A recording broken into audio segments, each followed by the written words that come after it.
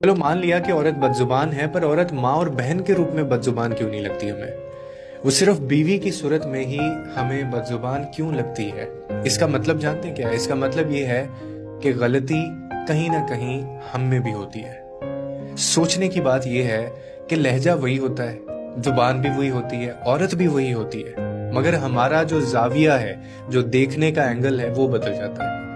माँ बोले तो वो हमें नसीहत लगती है, बहन बोले तो वो हमें मोहब्बत महसूस होती है, लेकिन अगर बीवी बोले तो हमें वो चैलेंज क्यों महसूस होता है? हम अपनी अना पे बात क्यों ले जाते हैं? शायद इसीलिए कि बीवी हमारे बराबर खड़ी होती है, वो सवाल करती है, वो एक्सपेक्टेशंस भी रखती है हमसे, वो हक भी मांगती है हमसे। हम माँ की बात को तो बहुत एहतराम से सुनते हैं क्योंकि हमने उन्हें बहुत बुलंद मुकाम दिया हुआ है। बहन की बात को भी नरमी से लेते हैं हम क्योंकि हम उसे अपना समझते हैं, मगर बीवी की बात को अना से क्यों तोलते हैं हम?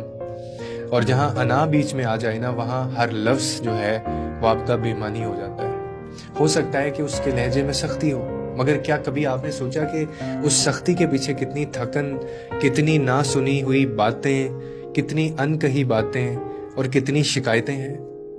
अक्सर औरत की आवाज़ तब बुलंद होती है जब उसे बार बार नहीं सुना जा रहा होता, जब उसको समझा नहीं जा रहा होता। रिश्ते में ना सिर्फ ये देखना काफ़ी नहीं होता कि कौन क्या कह रहा है, ये भी देखना ज़रूरी है कि हम उसे किस नज़र से सुन रहे हैं। अगर हम सिर्फ इंसाफ से सुन लेना तो शायद हमें अंदाज़ा हो कि मसला सिर्फ उसकी ज़ुबान में नहीं बल्कि हमारे अपने कहीं ना कहीं रवैये में भी है। गलत लोग गलत करके भी कभी शर्मिंदा नहीं होते और अच्छे लोग एक छोटे से इल्जाम से ही अंदर से टूट जाते हैं। कितनी अजीब है ये दुनिया, जहां सच्चाई को हर बार साबित करना पड़ता है और झूठ बिना किसी सबूत के भी सच बन जाता है। लेकिन याद रखो, हर इंसान को वक्त जरूर मिलता है अपनी जिंदगी बदलने के लिए, मगर ये जिंदगी दोबारा नहीं मिलती वक्त बदलने के लिए। इसलिए जो सही है वही करते रहो।